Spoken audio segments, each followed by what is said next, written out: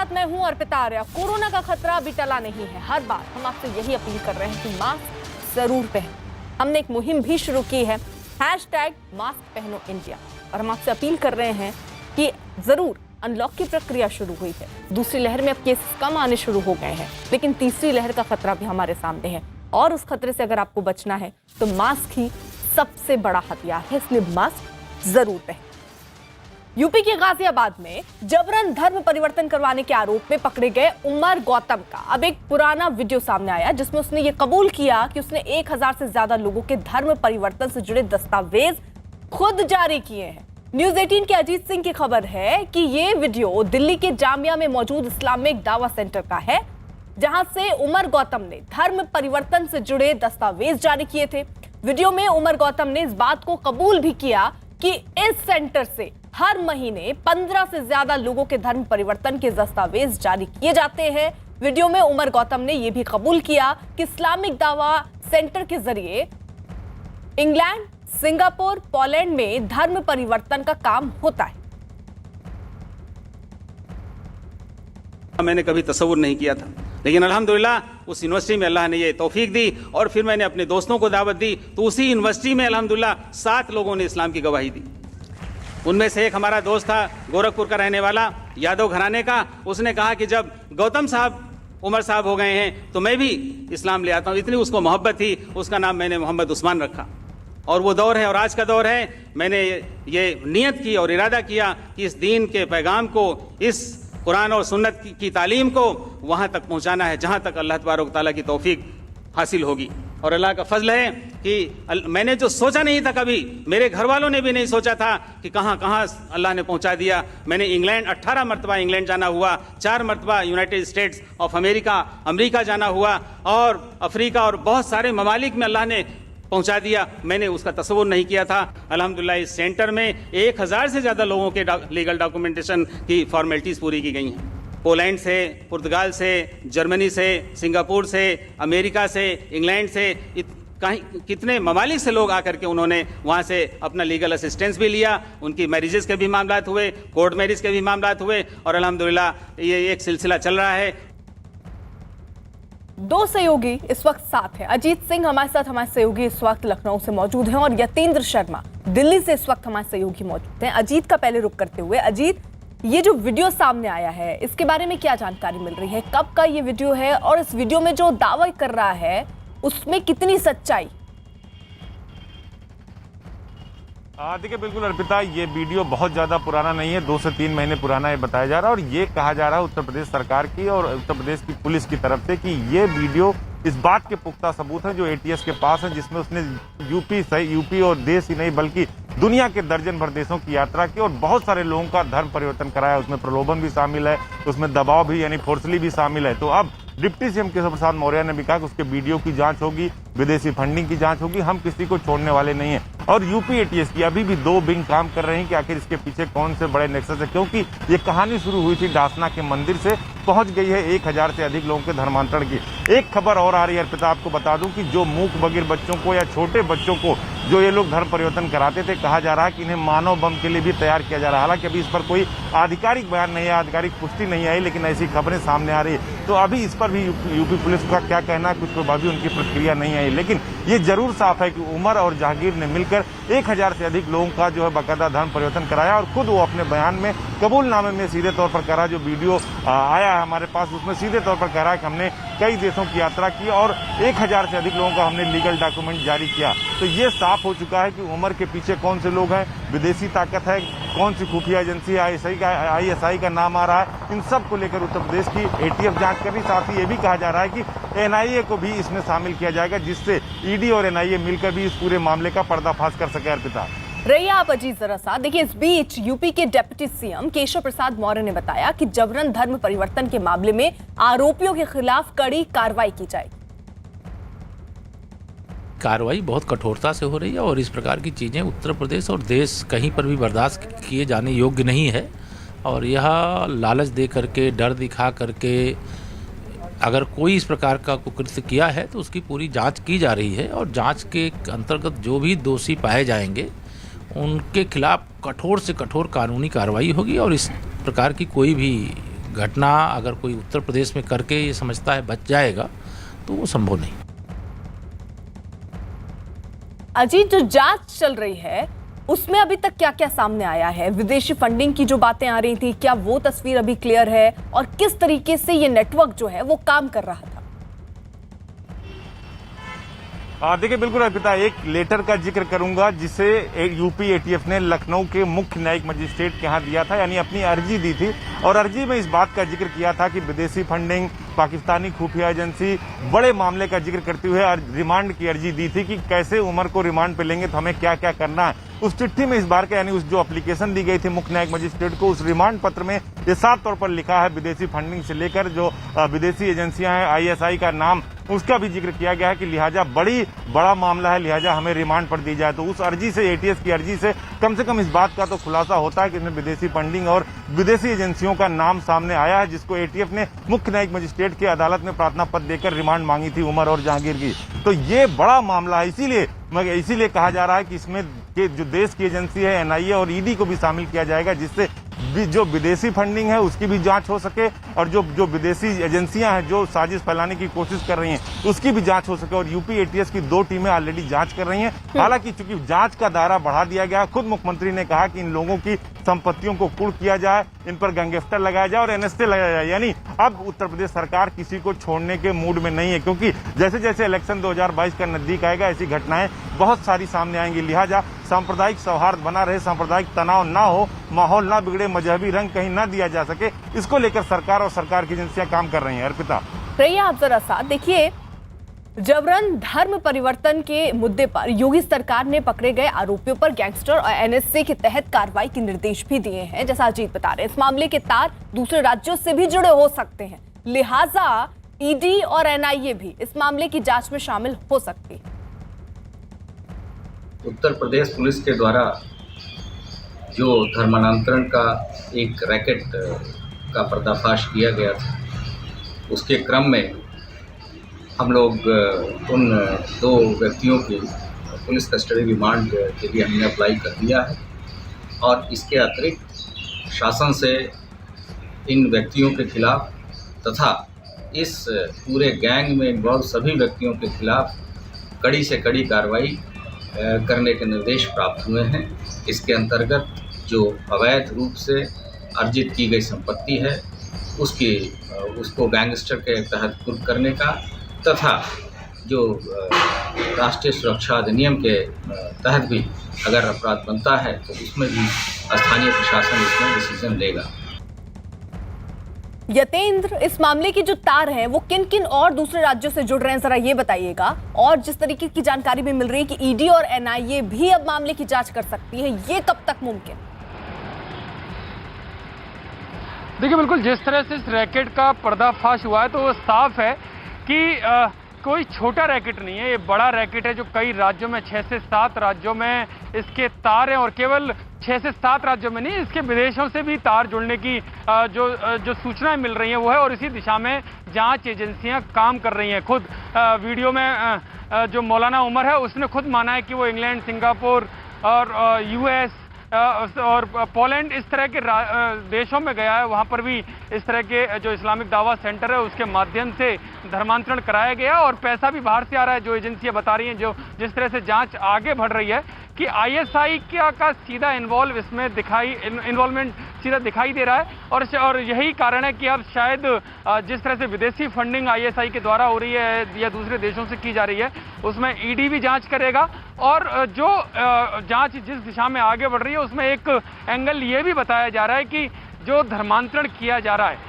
उसमें कहीं ना कहीं आतंकी साजिश भी हो सकती है, मानव बम बनाने तक की भी बातें सामने आ रही हैं। हालांकि इसकी आधिकारिक तौर पर किसी ने भी पुष्टि नहीं की है क्योंकि जांच अभी इस दिशा में आगे चल रही है। तो जब जांच में कुछ पुख्ता सबूत हाथ लगेंगे तो शायद हो सकता है इसका भी खुलासा किया जाए। अगर ऐसा होता है तो एनआईए भी इसमें जांच के लिए सामने आ सकती है, ये सारी एजेंसियां मिलकर जांच कर सकती हैं। लेकिन ठीक है, यतेंद्र जरा आप रहिए साथ। हमारे साथ इस वक्त यूपी सरकार में मंत्री मोहसिन रजा जुड़ चुके हैं। सर, सबसे बड़ा सवाल तो यही है कि इसके तार कहां कहां आप देख रहे हैं जुड़ते हुए नजर आ रहे हैं, और अब सवाल तो विपक्ष ये भी पूछ रहा है कि पहले सरकार ने कदम क्यों नहीं उठाया? जब 1000 लोगों के धर्म परिवर्तन हो गए उसके बाद इसका ख्याल कैसे आया?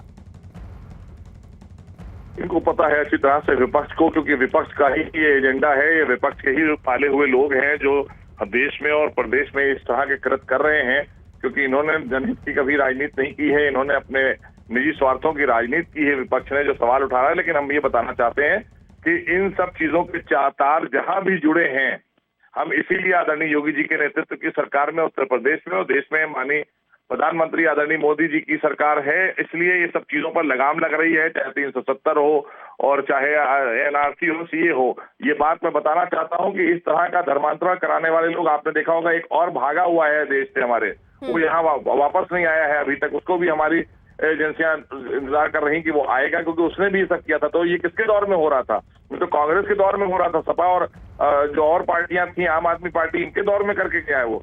तो इसलिए ये कहना अपने आप में, ये इनको खुद अनुसरण करना चाहिए, विपक्ष को समझना चाहिए, क्योंकि ऐसे लोगों को नहीं बख्शा जाएगा, ये बिल्कुल तय है। और इन्होंने जो भी लोगों को धर्मांतरण कराया है, हम इसीलिए उत्तर प्रदेश में कानून लेकर आए हैं धर्मांतरण के खिलाफ, कि ताकि और विपक्ष जिस तरह से सदन में और सदन के बाहर इस बात का विरोध कर रहा था कि ये कानून न लाया जाए, तो इससे ये साबित होता है कि विपक्ष, सपा और कांग्रेस, आम आदमी पार्टी वो चाहती है कि जो बहुसंख्यक हैं वो अल्पसंख्यक हो जाए इस देश में, लेकिन इनकी दुकान चलती रहे।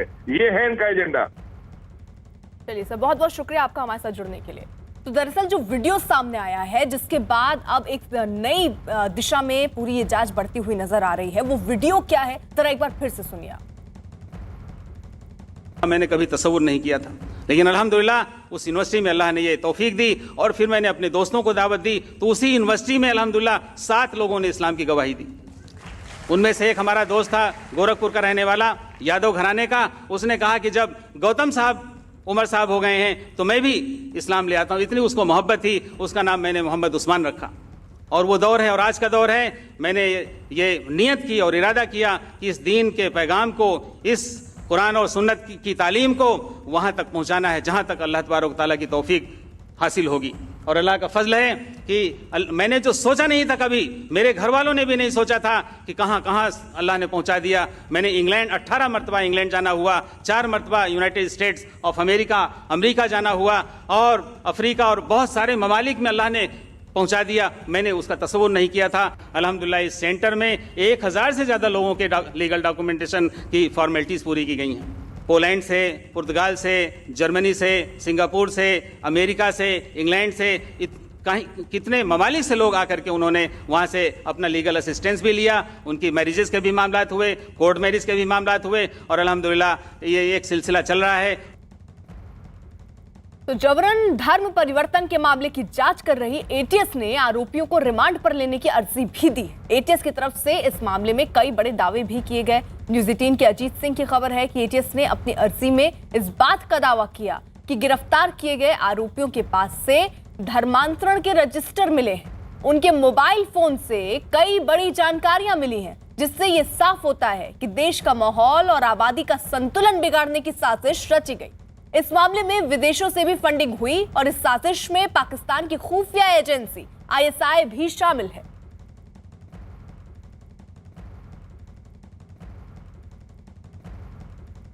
यतेंद्र हमारे साथ मौजूद हैं। और यतेंद्र, देखिए अब ये कनेक्शन जो हैं वो विदेशी फंडिंग के भी दिख रहे हैं, आईएसआई के भी दिख रहे हैं।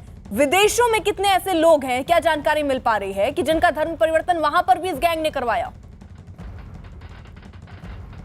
देखिए, जानकारी तो यही है कि 1000 लोगों के धर्मांतरण की जो बात आ रही है, ये संख्या इससे कहीं ज़्यादा हो सकती है, क्योंकि जांच जैसे जैसे शुरू होती जा रही है वैसे वैसे चौंकाने वाले खुलासे होते जा रहे हैं। और एक खुलासा ये भी है कि धर्मांतरण के जरिए कहीं ना कहीं जो जनसंख्या असंतुलन करने की जो साजिश है वो भी इससे जुड़ी हुई है।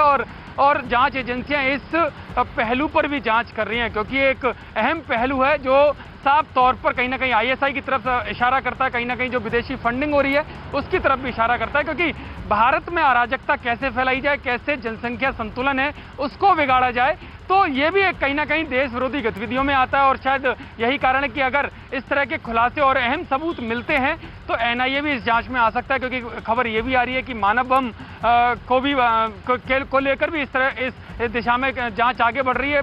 पुष्टि आधिकारिक तौर पर नहीं की है, लेकिन जांच इस दिशा में आगे बढ़ चुकी है और इसके भी अहम सबूत मिलते हैं तो एनआईए जा सकती है। जहां तक दूसरे देशों की बात है तो खुद एक वीडियो में मौलाना उमर इस बात को कह रहा है कि वो 18 बार इंग्लैंड गया है, 4 बार यूएस गया है, अफ्रीका गया है और सिंगापुर, पोलैंड में भी जाने की उसकी बात है। तो तार एक नहीं कई देशों से जुड़े हुए हैं, कई देशों से फंडिंग की बात भी सामने आ रही है और इस सब में जो मीडिएटर की बड़ी भूमिका है वो आईएसआई के इशारे पर ऐसा किया जा रहा है कि किस तरह से अपने ही धर्म के प्रति नफरत फैला दी जाए, किस तरह से माइंड वॉश कर दिया जाए और उनका देश विरोधी गतिविधियों में, धर्मांतरण जैसी गतिविधियों में उनको संलिप्त किया जा सके। यानी कहीं जो पूरा जो नेटवर्क है, ये केवल अभी 2 लोग गिरफ्तार हुए हैं, लेकिन अगर सही गहराई से इसकी जांच होती है तो एक बड़ा नेटवर्क पूरे देश में और देश ही नहीं विदेशों में भी इसके तार जुड़ते हुए दिखाई दे रहे हैं। जी रहिए जरा यतेंद्र अब साथ। वहीं देखिए इस बीच जबरन धर्म परिवर्तन मामले में कांग्रेस नेता प्रमोद तिवारी ने क्या कहा, वो भी जरा सुनवा दें। धर्म परिवर्तन का भारत का संविधान और कानून बहुत स्पष्ट है। बलपूर्वक, लालच देकर या अंधेरे में रखकर गुमराह करके धर्म परिवर्तन जायज नहीं है। कानून साफ है और अगर किसी ने ऐसा किया तो उसके खिलाफ कानून के अनुसार कठोरतम कार्रवाई होनी चाहिए और कठोरतम कार्रवाई तो उत्तर प्रदेश सरकार के खिलाफ भी होना चाहिए। जो बैठ के सोती रही, कानून का उल्लंघन होते रहा, धर्मांतरण होता रहा, उन पर तो एनएसए लगे, पर जो मौजूदा सरकार है उत्तर प्रदेश की, ये अपने लिए क्या सजा की तजवीज़ करती ये भी बता दे नैतिकता के आधार पे। दोषी तो ये भी हैं। वहीं केंद्रीय मंत्री मुख्तार अब्बास नकवी ने साफ किया कि जबरन धर्म परिवर्तन करवाना संविधान के खिलाफ है और जो लोग इससे जुड़े हैं उन पर कार्रवाई होगी। देखिए, ये जो जबरदस्ती धर्मांतरण है वो न संविधान उसको इजाज़त देता है, न सरकार इजाज़त देती है, न समाज इजाज़त देता है। और ये ज़बरदस्ती धर्मांतरण संविधान के भी खिलाफ है, सरकार बिल्कुल उसके खिलाफ है और समाज भी उसके खिलाफ है। इसलिए जो लोग भी इस धंधे में लगे हुए हैं और जहाँ से भी उनको सुपारी मिली हुई है इस धंधे को करने की, ये बात समझ लेना चाहिए कि भारत में उनका ये धंधा जो है वो नहीं चलेगा।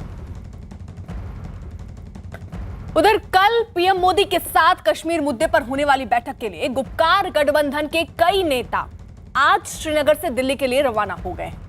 जानकारी ये मिल रही है कि आज एमवाई तारिगामी, महबूबा मुफ्ती दिल्ली आ रहे हैं। इससे पहले कल गुपकार की बैठक में जम्मू कश्मीर की पूर्व सीएम और पीटीपी नेता महबूबा मुफ्ती समेत 7 नेता शामिल हुए और कश्मीर पर होने वाली बैठक में शामिल होने पर सहमति बनी।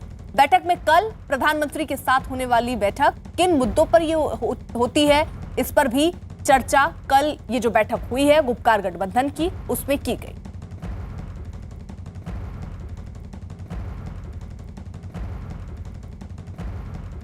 तो जो जानकारी मिल रही है कि कल ये महत्वपूर्ण मुलाकात प्रधानमंत्री नरेंद्र मोदी से होनी है। 14 लोगों को इस पर देखिए न्योता दिया गया था। कांग्रेस के भी 3 नेता पहुंच रहे हैं इस अहम बैठक में जो कल ही प्रधानमंत्री नरेंद्र मोदी करने वाले हैं। और इसको लेकर जो जानकारी मिल रही है कि इस बैठक के लिए गुपकार गठबंधन के कई नेता आज श्रीनगर से दिल्ली के लिए रवाना हो रहे हैं।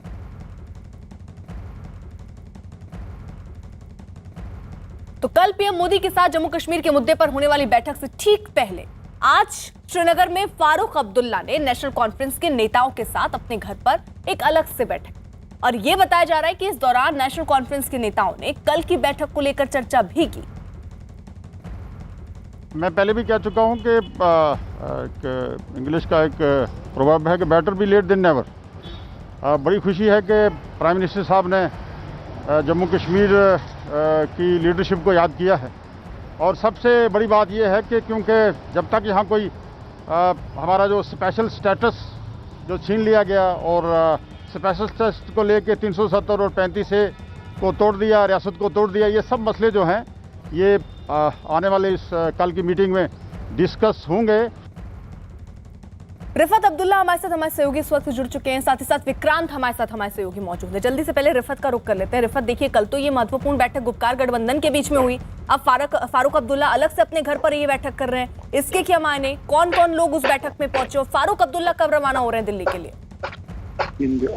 देखिए, जहां तक मीटिंग की बात है, जम्मू के लीडर्स के साथ मीटिंग हुई। आपको मालूम है कि कश्मीर सूबे की लीडरशिप अलग है, जम्मू सूबे की लीडरशिप अलग है, और इन्होंने जो है कोशिश की होगी डॉक्टर फारूक अब्दुल्ला की, ये रही होगी कि सबको ऑन बोर्ड लिया जाए। यानी कि कश्मीर की लीडरशिप क्या चाहती है, नेशनल कॉन्फ्रेंस की जम्मू की क्या चाहती है। जिस तरीके से अभी एक लीडर बता रहे थे कि 370 और 35 ये जो है ये छीना गया, उसका मतलब ये है कि ये चाहते हैं कि वो स्टेटस जो है वापस दिया जाए। गुपकार गठबंधन जो है उनकी सभी पार्टियां यही कह रही है कि 370 और 35 से वापस दिया जाए, और जो पुराना सेटअप था जम्मू कश्मीर का, स्पेशल स्टेटस था, उसको छीना गया है और उसको वापस दिया जाए। तो यही मसला है कि कल जिस तरीके से वाज़ह किया गुपकार गठबंधन ने कि उनका स्टैंड क्या है, उनका एजेंडा क्या है जो वो प्राइम मिनिस्टर के सामने रखने जा रहे हैं। लेकिन सवाल ये है कि क्या प्राइम मिनिस्टर की तरफ से पहले ही एजेंडा सेट किया गया है, क्या उसके बाहर बात की जाएगी? क्या इन लीडरों को, जिसमें 4 पूर्व जो है मुख्यमंत्री भी हैं, जिसमें गुलाम नबी आज़ाद होंगे, महबूबा मुफ्ती होंगी, फारूक अब्दुल्ला होंगे, और भी डिप्टी चीफ मिनिस्टर्स होंगे 4,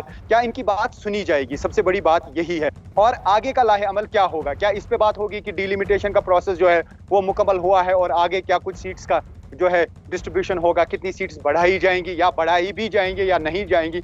तो ये भी शायद बात होगी। और स्टेटहुड किस तरीके से आहिस्ता आहिस्ता रेस्टोर किया जाएगा, क्योंकि स्टेटहुड रेस्टोर करने की बात तो पार्लियामेंट में की गई है। जो होम मिनिस्टर हैं, जब उन्होंने स्पीच दी, जब एब्रोगेशन ऑफ आर्टिकल 370 और 35A हो गया, उसी वक्त उन्होंने कहा कि फिलहाल जो है वहां पे यूटी बना दिया जाएगा, 2 यूटीज बना दी जाएंगी, उसमें कोई असेंबली होगी नहीं लद्दाख वाली यूटी में, लेकिन जम्मू कश्मीर में असेंबली होगी। लेकिन साथ ही स्टेटहुड तब रेस्टोर किया जाएगा जब उस तरीके के हालात बनेंगे। क्या इस तरीके के अब हालात हैं कि स्टेटहुड को रेस्टोर किया जाएगा, या इनको इशारा दिया जाएगा? आम बात तो यही समझी जा रही है कि पार्लियामेंट में ही स्टेटहुड को रेस्टोर करने के लिए हो सकता है एक बिल लाया जाए और उसमें स्टेटहुड रेस्टोर किया जाए। लेकिन आज क्या कुछ कल, क्योंकि अब तो कुछ दिन नहीं रहे, अब तो कुछ घंटे रहे, कल जो है इसी पे बात होगी कि क्या कुछ जम्मू कश्मीर के लिए किया जाएगा। लेकिन यह कहा जा सकता है कि सियासी हवाओं का रुख शायद कल तय हो सकता है जम्मू कश्मीर के लिए। ठीक, विक्रांत, देखिए कांग्रेस के भी 3 नेता हैं जो शामिल हो रहे हैं, वो 3 नाम कौन से हैं जरा बताइएगा, और क्या कांग्रेस ने स्पष्ट किया कि वो किस एजेंडे के साथ इस बैठक में शामिल होने वाली है? देखिए, कांग्रेस के गुलाम नबी आजाद बड़े नेता रहे हैं सूबे के, और उन्हीं के नेतृत्व में पार्टी का प्रतिनिधिमंडल रहेगा। 3 नेता रहेंगे, उनके प्रदेश अध्यक्ष भी इसमें रहेंगे। खास बात यह है कि कांग्रेस पार्टी भी ये चाहती है कि जल्द से जल्द स्टेटहुड वापस लौटे, लेकिन जिस तरीके से अभी जो गुपकार के समूह की जो बात चल रही थी, जिसके बारे में रिफत इशारा भी कर रहे थे, निश्चित तौर पर गुपकार के जो नेता हैं वो अपनी कॉन्स्टिट्यूएंसी को सर्व करने की कोशिश कर रहे हैं। वो अपने लोगों को एक संदेश देने की बात कर रहे हैं कि 370 को दोबारा रिस्टोर करवाएंगे, लेकिन ये कहीं से भी मुमकिन नहीं नजर आता। अब ये मान के चलना चाहिए कि 370 जो है वो पूरी तरीके से इतिहास में दर्ज हो चुका है और अब वो वापस नहीं आने वाला, क्योंकि कोई भी केंद्रीय पार्टी जो केंद्र में सत्ता बनाएगी, अब उसमें इतनी राजनीतिक शक्ति किसी पार्टी में नहीं बचेगी। आप बीजेपी को अगर अलग भी रख दें तो कोई 370 को अब नहीं छेड़ सकता। राजनीतिक रूप से ये इतना मुखर मुद्दा है। तो जरूर जम्मू कश्मीर में खास तौर से जो कश्मीर की पार्टियां हैं, कश्मीर की अपनी कॉन्स्टिट्यूएंसी को सर्व करने के लिए इस तरीके की बातें जरूर कर रही हैं। हो सकता है वो प्रधानमंत्री के साथ जब बैठक में बैठे तब भी इस बात को उठाए, लेकिन इन सब चीजों का कोई फर्क नहीं पड़ने वाला। केंद्र सरकार साफ कर चुकी है कि 370 अब इतिहास की बात है। अब आगे की बात पर चर्चा होनी है, क्या पॉलिटिकल प्रोसेस होगा, किस तरीके से होगा, किस तरीके से, क्योंकि स्टेटहुड की बात लेकिन देखिए विक्रांत, कल का जो दिन है वो बहुत महत्वपूर्ण होने वाला है, क्योंकि कल जो है ये मुलाकात होनी है, और ये मुलाकात इस लिहाज से भी बहुत महत्वपूर्ण है कि किस तरीके से एजेंडे वहां गुपकार गठबंधन की तरफ से रखे जाते हैं, कांग्रेस की तरफ से क्या कदम उठाए जाते हैं, ये देखना होगा। और बड़ी खबर आपको बता दें, माल्या, नीरव मोदी, मेहुल चौकसी पर कार्रवाई है। ईडी ने जब्त की संपत्ति बैंकों को सौंपी है। 8,000 करोड़ से ज्यादा की संपत्ति जो है वो बैंक को दी गई है। अब तक कुल 18,000 करोड़ रुपए करीब बैंक को दिए गए, और ईडी की ये बड़ी कार्रवाई सामने आई है। आपको बता दें, माल्या, नीरव मोदी, मेहुल चौकसी पर ये कार्रवाई हुई है। ईडी ने पहले संपत्ति जब्त की थी, और अब जो जानकारी की वो संपत्ति बैंकों को सौंपी गई है। 8,000 करोड़ से ज्यादा की ये संपत्ति है जो बैंक को दी गई है। तो बड़ी खबर इस वक्त की कार्रवाई हुई है, और ईडी की ये बड़ी कार्रवाई, माल्या, नीरव मोदी और मेहुल चौकसी पर यह कार्रवाई हुई है। विवेक गुप्ता हमारे साथ हमारे सहयोगी जुड़ चुके और अपडेट के साथ। विवेक, अर्पिता देखिए, ये काफी बड़ा कदम ईडी ने उठाया है। ईडी ने अब जो पब्लिक सेक्टर बैंक हैं उनको तकरीबन जो बड़े फ्रॉडस्टर्स है जिसमें विजय माल्या, मेहुल चौकसी और नीरव मोदी, इन सभी की जो प्रॉपर्टियां थी तकरीबन 8,300 से ज्यादा करोड़ की प्रॉपर्टी है वो अब पब्लिक सेक्टर बैंक को दे दी है। यानी कि पब्लिक सेक्टर बैंक अब इन प्रॉपर्टियों को नीलाम भी कर सकता है, ऑक्शन कर सकता है, ताकि जो रिकवरी है वो पूरी लॉस में रिकवर कर सके। तो ईडी ने एक बड़ा फैसला लिया है और ईडी ने कोर्ट से इस बात की मांग भी की थी कि इस पूरे मामले में जो ईडी ने सारी प्रॉपर्टी जब्त की है आरोपी की, उसे नीलाम करने की कोशिश की जाए। और जब तक ये नीलामी होगी तब तक ये ईडी जब तक ये सारी प्रॉपर्टी प्राइवेट बैंक को नहीं दे देता। अब ईडी ने बड़ा कदम उठाते हुए ये कदम लिया है कि जो भी आरोपी हैं जिसमें मेहुल चौकसी, नीरव मोदी और विजय माल्या, 3 बड़े आरोपी हैं जिन्होंने बड़े बैंक फ्रॉड किए थे, उन सबकी संपत्ति तकरीबन 8,500 करोड़ की संपत्ति है वो पब्लिक सेक्टर बैंक को दे दी गई है।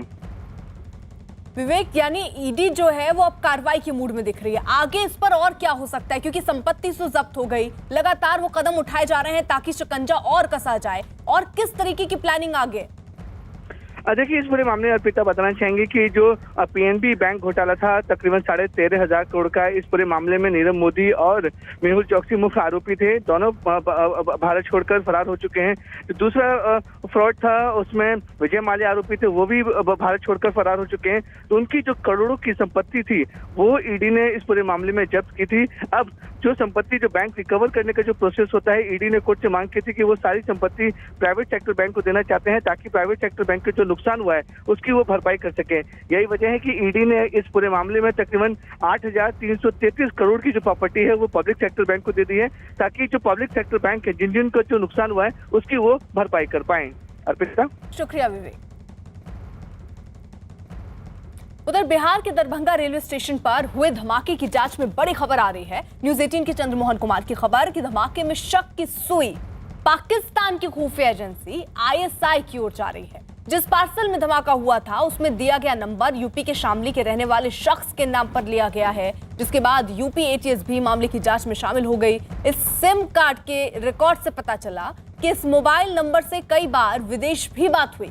ऐसे में जांच का जिम्मा जो है वो NIA को सौंपा जा सकता है। दरभंगा रेलवे स्टेशन पर 17 जून को सिकंदराबाद से भेजे गए एक पार्सल में धमाका हुआ था।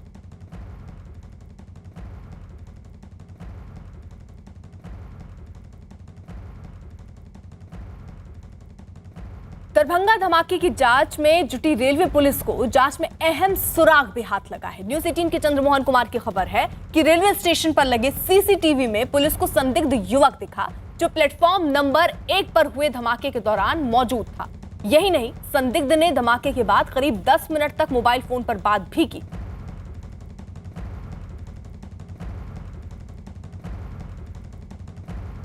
चंद्रमोहन हमारे साथ हमारे सहयोगी इस वक्त जुड़ चुके हैं। चंद्रमोहन, जांच किस दिशा में अब आगे बढ़ रही है और क्या क्या सबूत हाथ लगे? बिल्कुल, देखिए, जांच जैसे जैसे आगे बढ़ रही है परत दर परत खुलासे हो रहे हैं और इस पूरे मामले की जांच अब ATS भी कर रही है और GRP भी कर रही है। GRP इसलिए कर रही है क्योंकि रेलवे स्टेशन पर धमाका हुआ है और ऐसे में GRP को एक अहम सुराग हाथ लगा है, जिसमें जिस दिन यह धमाका हुआ उस समय एक शख्स कुर्ता पैजामा और टोपी पहना हुआ है, मास्क पहना हुआ है, वो वहाँ पर प्लेटफॉर्म नंबर 1 पर दरभंगा में दिखाई दे रहा है और जहाँ पर धमाका हुआ है उसके आसपास वो घूमते हुए नजर आ रहा है। जैसे धमाके की बात सामने आई उसके बाद उस धमाके के स्थल पर जाकर देखता है, फिर वापस लौटता है और 10 मिनट तक सीढ़ी पर बैठकर एक शख्स से वो बात कर रहा है। और ऐसे में जैसे ही इस जांच की आगे धीरे धीरे आगे बढ़ी तो GRP को कई अहम सुराग मिले हैं, जिसके बाद उसके फ़ोन नंबर को भी ट्रेस किया गया है और लगातार इस पूरे मामले की जांच भी चल रही है। वहीं ATS जो है वो लगातार जो हैदराबाद की ATS है उसके संपर्क में है और जांच के दौरान यह बातें सामने आई है कि जिस नाम पर जिस सुफियान के नाम पर यह पार्सल आया था उसमें जो फ़ोन नंबर दिया हुआ था वो जांच में शामली का पाया गया है जो उत्तर प्रदेश में पड़ता है। ऐसे में उत्तर प्रदेश ATS भी इस पूरे मामले की जांच कर रही है और जांच के दौरान यह बातें सामने आई है कि उस नंबर से पाकिस्तान में कई बार बातें की गई है, जिसके बाद जो है मामला और संदिग्ध हो गया है। और जो मुझे जानकारी मिली है उसके मुताबिक जांच और थोड़ी आगे बढ़ती है तो पूरे मामले की जांच में अब एनआईए भी इन्वॉल्व होगी। एनआईए भी इस पूरे मामले की जांच करेगी कि आखिर कौन शख्स है जिसने यह विस्फोटक यहां पर भेजा था और पहुंचते के साथ फिर धमाका हो गया। रहिए आप जरा चंद्रमोहन साथ। देखिए, दरभंगा धमाके की जांच में जुटी जो रेलवे पुलिस, उसको एक के बाद जैसे जैसे जांच आगे बढ़ रही है कई सुराग अब हाथ लग रहे हैं और उसी सुराग के मद्देनजर अब आगे जांच भी बढ़ रही है। रेलवे स्टेशन पर सीसीटीवी तस्वीरों में पुलिस को एक संदिग्ध युवक दिखा है जो प्लेटफॉर्म नंबर पर 1 पर खड़ा था और धमाके के दौरान वो वहीं मौजूद था। संदिग्ध धमाके के बाद करीब 10 मिनट तक मोबाइल फोन पर बात करता हुआ भी सीसीटीवी तस्वीरों में नजर आ रहा था। चंद्रमोहन हमारे साथ लगातार मौजूद हैं। चंद्रमोहन, सीसीटीवी में जो शख्स नजर आ रहा है उसके बारे में कोई जानकारी मिल रही है? क्या वही वो शख्स था जो पार्सल लेकर आया या उसने रखा? वो कौन शख्स था और कहां बात कर रहा था? कुछ खुलासा अभी तक? बिल्कुल, देखिए वो ये शख्स जो दिखा है सीसीटीवी फुटेज में, जो आते जाते और धमाका जो हुआ है उस स्थल पर जाता है और काफ़ी बेचैनी में दिख रहा है, जैसा कि जीआरपी का मानना है। ऐसे में उस युवक को संदिग्ध माना जा रहा है और साफ तौर पर जो इलाके में टावर लगा हुआ है उसमें डंप टावर टेक्नोलॉजी के तहत उसके नंबर को ट्रेस किया गया है और फिर यह जाँच करने की कोशिश की जा रही है कि वो किससे बात कर रहा था। और जो जानकारी मिली है मुझे उसके मुताबिक इसमें 2 लोगों को हिरासत में लिया गया है जिनसे पूछताछ चल रही है। तो वहीं जहां से यह सिकंदराबाद से जिस स्टेशन से यह पार्सल बुक किया गया था वहां भी 4 लोग संदिग्ध दिखे हैं जो एक कार पर इस पार्सल को लेकर आए थे, फिर वहां से बुक किए थे। तो यह तीनों ATS, Bihar ATS, Secunderabad ATS और साथ ही यूपी एटीएस पूरे मामले की जांच कर रही है और माना जा रहा है कि जल्द ही इस पूरे मामले का खुलासा हो जाएगा कि कौन शख्स है जिसने ये पार्सल। कि धमाके की जांच एनआईए को भी सौंपी जा सकती है? बिल्कुल, देखिए जो मुझे जानकारी मिली है उसके मुताबिक साफ तौर पर यह पूरा मामला संदिग्ध दिख रहा है और इस धमाके के बाद से जैसे ही एटीएस और फोरेंसिक पूरे मामले की जांच की उसके बाद से माना जा रहा था कि जैसे जैसे जांच आगे बढ़ेगा परत दर परत खुलासे होंगे और वो साफ तौर पर दिखाई भी दे रहा है। ऐसे में जो मुझे जानकारी मिली है उसके मुताबिक इस पूरे मामले की जाँच एनआईए भी कर सकती है क्योंकि यह मामला अब बड़ा होते दिख रहा है। और जब धमाका हुआ था उस समय हल्के तौर पर लिया गया था, लेकिन कहीं ना कहीं यह प्रशासन को और जो पुलिस है उसको यह लगा था कि आखिर इस तरह से पार्सल में विस्फोटक क्यों भेजा गया। और ऐसे में जब इसकी जांच आगे बढ़ी तो अब एक के बाद एक खुलासे हो रहे हैं जिसमें इसका तार तेलंगाना से जुड़ते हुए दिख रहा है, यूपी के शामली से जुड़ते हुए दिख रहा है और सीधे तौर पर जो एटीएस है वो भी एक एक चीज खंगालते हुए आगे बढ़ रही है। तो ऐसे में जो मुझे जानकारी मिली है उसके मुताबिक इस पूरे मामले की जांच आगे एनआईए भी कर रही है क्योंकि इसका जांच का दायरा जो है वो धीरे धीरे अब बढ़ते जा रहा है।